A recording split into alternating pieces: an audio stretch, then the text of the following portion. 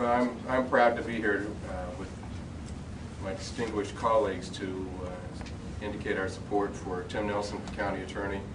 I think we're just really lucky that we had someone of this caliber step forward.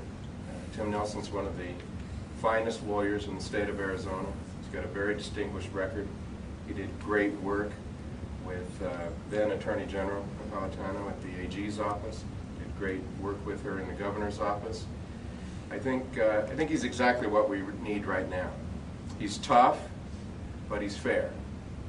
And he's aggressive, but he has the temperament you need for the job. We have a very diverse community here in Maricopa County, and we need leadership. We need people who are tough on crime, but people who don't alienate different segments of the community. So I think it's a great thing that from among our legal ranks, one of our best people stepped forward and took the challenge. And before you ask, I will say, I've been very disappointed in the job that Andrew Thomas has done. I did endorse him last time. Last time the Democrats didn't do quite as good a job in fielding their candidate, in my view. And that was a tough call. And I made the decision that I would try to help him, I would work with him, and maybe moderate him. And as has happened every other time I've tried to do that in my life, that was a dismal failure.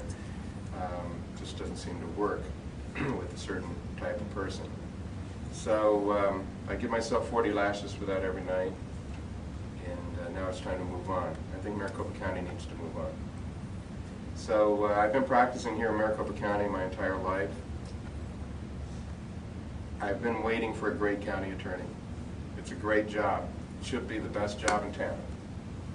You get to wear the white hat, you get to do the right thing, you get great cases. It's a challenging job.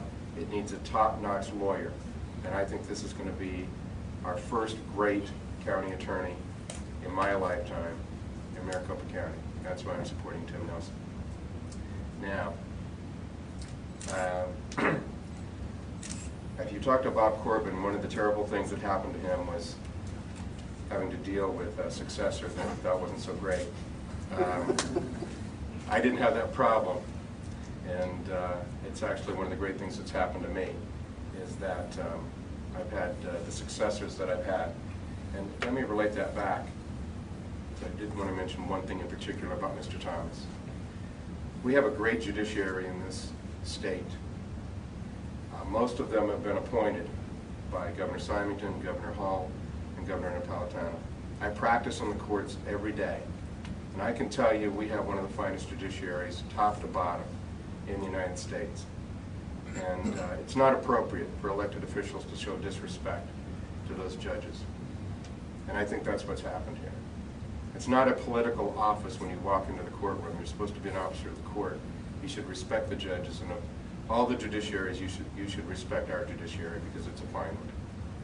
When I became Attorney General, when I was elected, I was called by the Chief Justice of the Supreme Court, because a lot of that had been going on regarding the Supreme Court in the 80s.